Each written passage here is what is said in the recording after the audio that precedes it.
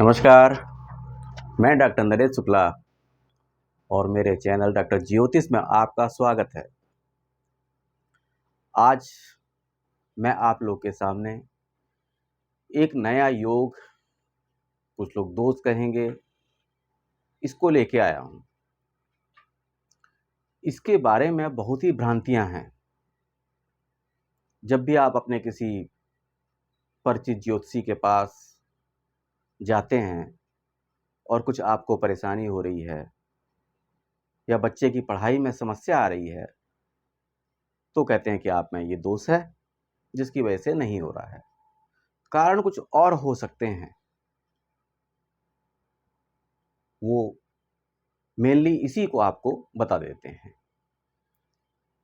तो है क्या वो? उसका नाम है काल सर्प योग या दोष। योग है या दोष है, उसको आप खुद ही निर्धारित कर लीजिएगा, देख लीजिएगा है क्या ये। अगर जो परिभाषा है उसकी, राहु और केतु के एक्सिस के एक तरफ सारे ग्रह हो जाएं तो उसको काल सर्प योग कहा जाता है। राहु और केतु जो एक पॉइंट छाया ग्रह माने जाते हैं, उनकी एक्सिस के एक तरफ, लेफ्ट या राइट में, ऊपर या नीचे, सारे ग्रह आ जाएं तो उसको कहा जाता है काल सर्प योग। ये आया कहां से? इसका वर्णन कहां पर है? पराशरी ज्योतिष में है क्या? नहीं है। पराशरीय ज्योतिष, केरलीय ज्योतिष में इसका कहीं पर भी नाम नहीं है। बरामेर, भट्टोपल आदि ने इसका कहीं जिक्र नहीं किया है। सत्यचर, केरली ज्योतिष में जो सत्यचर हैं, उन्होंने भी इसका कहीं वर्णन नहीं किया। फिर यह आया कहां से? महर्षि जैमिनी ने नष्ट जातक में, नाम लिखने जा रहा हूं, देख लीजिए। जो भी मैं आंकड़े देता हूं, पुस्तकों के नाम के सहित देता हूं। अगर आप जो अपने ज्योतिषियों से पूछेंगे आया कहां से, तो वो ये भी नहीं बता पाएंगे।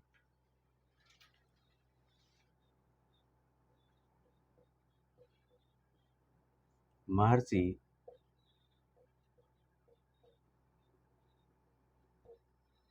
जैमिनी,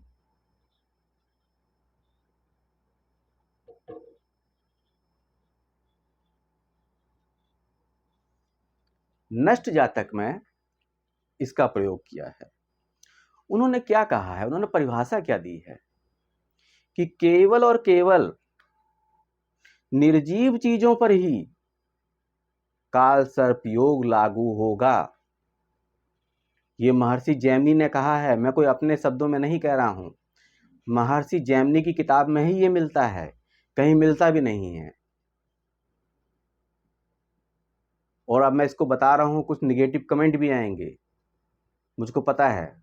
बहुत से जितने भी हमारे तथाकथित ज्योतिष हैं, क्योंकि उनकी पोल यहां पर खुलने जा रही है, या तो उनको पता नहीं है या वो बताना नहीं चाहते हैं, क्योंकि आपका शोषण हो सके, आपका शोषण पैसों के द्वारा किया जा सके। मनुष्यों पर, सजीव चीजों पर इसका प्रयोग नहीं किया जा सकता। यानी जातक पर आप काल सर्प योग का प्रयोग नहीं कर सकते। महर्षि जैमिनी ने जो निर्जीव चीजों पर काल सर्प योग के बारे में कहा है, वो कहा क्या है कि यदि काल सर्प योग के समय आप कोई भवन, दुकान, जमीन आदि खरीदते हैं तो वो बहुत लंबे टाइम तक नहीं चलेगी। 2 या 3 पीढ़ियों बाद उसमें कमी आना शुरू हो जाएगी।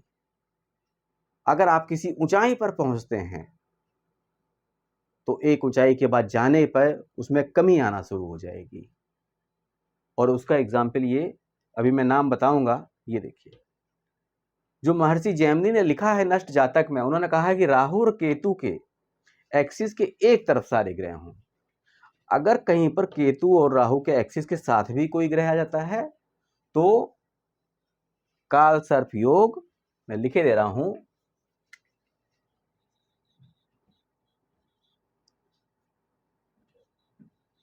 काल सर्प योग या दोष, जो भी आप इसको समझ लें, मेनली समझने से मतलब है। लेकिन हमारे तथाकथित ज्योतिष केतु और राहु के साथ कोई ग्रह होता है तब भी काल सर्प योग को बता देते हैं, और वो उसका यूज सजीव चीजों पर यानी जातक पे करते हैं। मान लिया थोड़ी देर के लिए मैं इसका यूज सजीव चीजों पे भी कर देता हूं, किसी मनुष्य पे कुंडली में कर देता हूं, तो परिभाषा के अनुसार तो यही कहा गया है कि जिसके में काल सर्प योग है वो एक ऊंचाइयों पर जाएगा और उसके बाद डिक्रीज होना शुरू हो जाएगा। भारत के या कह लें कि विश्व के बहुत बड़े ज्योतिषी के.एन. राव ने भी अपनी परिभाषा में यही कहा है। अगर उनका कहीं वीडियो काल सर्प योग का मिले उसको भी सुनिएगा आप। उन्होंने भी केवल यही शब्द कहा है, क्योंकि महर्षि जैमिनी ने नष्ट जातक में अपनी परिभाषा को यह बताया है कि सजीव चीजों पे नहीं होगा। आप अपने ज्योतिषी के पास जाएंगे अपनी कुंडली लेके, जिसमें इसका यूज नहीं हो सकता, तो बता देंगे काल सर्प योग है, आपका बच्चा पढ़ नहीं रहा है, इसकी वजह से नहीं पढ़ रहा है, कुछ पूजा करा लीजिए।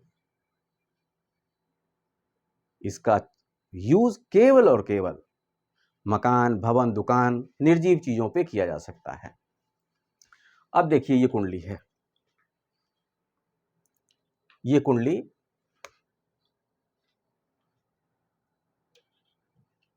पेन नहीं चल रहा है,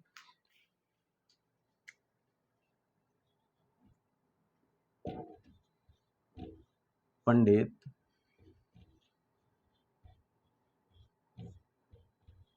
जवाहरलाल नेहरू की है।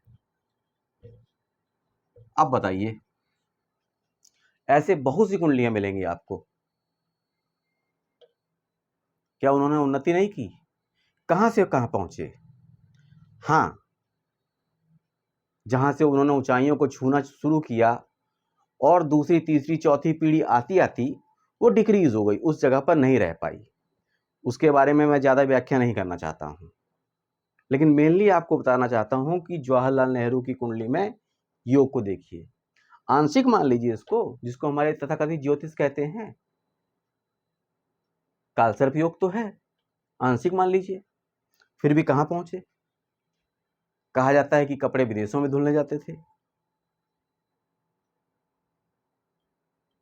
तो जो लोग ये बताते हैं कि पढ़ाई लिखाई हो नहीं सकती, बच्चा बीमार रहता है, काल सर्प योग है, सब गलत है।